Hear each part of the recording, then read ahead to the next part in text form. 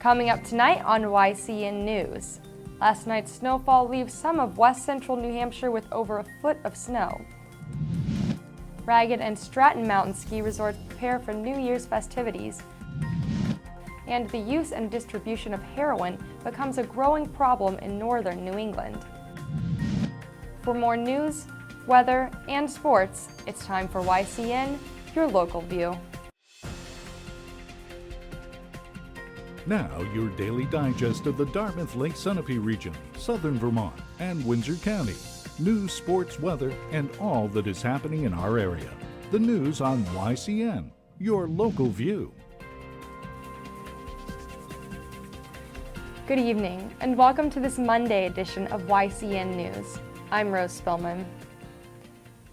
This is the season, the weather season that is, with some areas of west central New Hampshire receiving over a foot of wet, heavy snow last night. The cleanup continues. Power outages continue in areas of Vermont and New Hampshire this afternoon. In Lebanon, New Hampshire, scattered areas of the city are without electricity, city officials say. The power is expected to be restored before nightfall. There is a possibility that winter school vacation could be extended this week, pending another snowstorm at the end of the week. With one eye on the weather, keep another eye on the clock. Tuesday night will usher in a new year. Head to Ragged Mountain in Danbury, New Hampshire, or Stratton Mountain in Stratton, Vermont, for a place to savor the end of 2013 and the first minutes of 2014. These two ski resorts are open to all who want to celebrate the new year in style, and please celebrate responsibly. After the break, we'll hear about the police report on the increasing problem of heroin in northern New England, and YCN's Matt McDonald tells us his top sports stories for the year. The YCN News continues in a moment. Welcome back to YCN News. I'm Rose Spillman. A police report highlights the growing problem of heroin use or distribution in northern New England. 4 people in their early 20s, including 3 residents of Claremont, New Hampshire, are charged with heroin possession and trafficking by Vermont State Police. State troopers stopped a car headed north on I-91 early Saturday morning. The car was stopped near Rockingham, Vermont. The car's occupants consented to a search of the vehicle, say police. Police found heroin packaged in 200 plastic bags in the search. The street value of the drug is estimated between $2,000 and $3,000. Under arrest are Misty Bellinger and Torin Ruggieri, both 21, and 20-year-old Kenneth DeLong. All are from Claremont. 25-year-old Ariel Pagan of Hartford, Connecticut, also is charged with giving false information to police. Pagan allegedly gave police a fake name. The 4 defendants are being held in the Southern State Correctional Facility in Springfield, Vermont. Bail for each was set at $25,000. A court date is set for February 18th in Windham Superior Court. Stories can be found everywhere. Some are more memorable than others. Here's a story I covered that fits that category. Earlier in the week, Rose Spillman asked me what my top stories for the year were, and I thought it might be fun to turn the tide, so to speak, and ask her about her top stories. But Rose, instead of the top stories for the year, what I'd like to know is, what's your most bizarre story that you heard out of the news in our area for this year? Okay, the most bizarre story. I would have to go with the Vermont woman who was caught driving her lawnmower down the interstate. I don't know why she was driving down the interstate on her lawnmower, but it was really hard to keep a straight face with that story on the news. So that was very bizarre.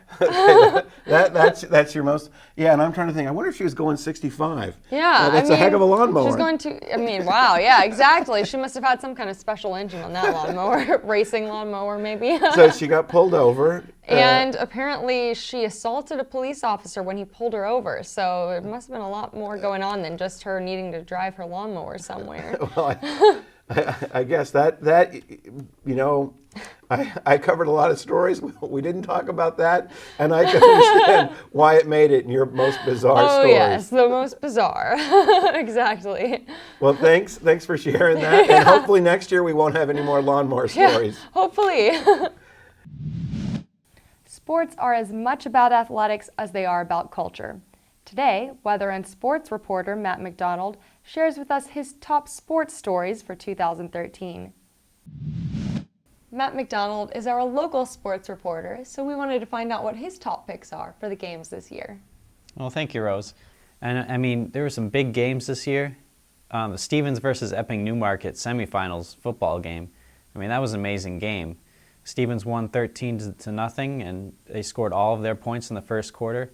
And their star player, Don Pellerin, I think he scored both touchdowns in the game. So he was the only scorer for Stevens, but they still won, so it was a great game. And then Lebanon versus Portsmouth, the girls' basketball Division II state championship game.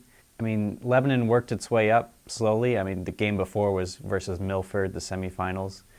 Both of the teams had a good trade-off during the game. The fourth quarter is when, Lebanon's scoring just rocketed, and they ended up winning 48-41, so it was a great game. The third one was Woodstock versus Mill River, Division III football championship game. Now, Woodstock didn't score in the first half, but they scored near the end of the third quarter, and that brought the game into overtime. And then they got the extra point with the kick, and that brought the final score to 20-19, so that was a great game too. And then lastly, we don't want to forget the Boston Red Sox winning the World Series. I mean, come on. Oh, that's incredible. I don't know much about sports, but I can tell up here, lots of people were really excited about the Red Sox. I mean, I was excited, and parties in the streets and everything. Exactly, yeah. It was a pretty exciting time, for sure. It was a good year for sports. Yeah, it was. Welcome back to YCN News. I'm Rose Spillman. Now Matt McDonald will have a look at our weather for the next 5 days, and he'll take a look at some local college sports.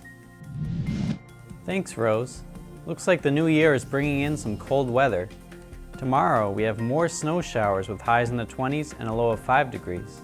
Wednesday we'll have a high of 17 with lows around 4 degrees. Thursday and Friday we're expecting 4 to 8 inches of snow, with temperatures on Thursday dropping to a high of 9 degrees with lows in the negatives. Friday, be sure to dress for the snow and extra cold temperatures. We'll have highs around 2 degrees and lows down to -13. And now, let's take a look at some exciting games that happened over the weekend. The UNH Wildcats traveled all the way down to Florida for the Florida College Classic. UNH faced both Cornell and Princeton. Game 1 was against Cornell on Saturday in Ernesto, Florida. UNH was defeated by Cornell 4-2. UNH's senior Jeff Silingo helped score the only 2 points.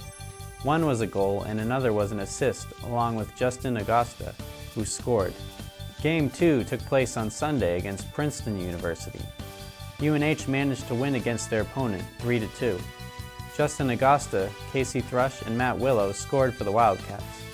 The UNH men's ice hockey team now stands at 10 wins, 10 losses, and 1 tie. UNH will be back on January 3rd playing against Omaha. Thank you for joining us for this Monday edition of YCN News. Don't forget to like us on Facebook and follow us on Twitter. And you can watch our programs anytime online at www.ycnnow.com. Be sure to tune in tomorrow to hear from Cheryl Andrews of the American Heart Association. I'm Rose Spillman for YCN, your local view. Good night.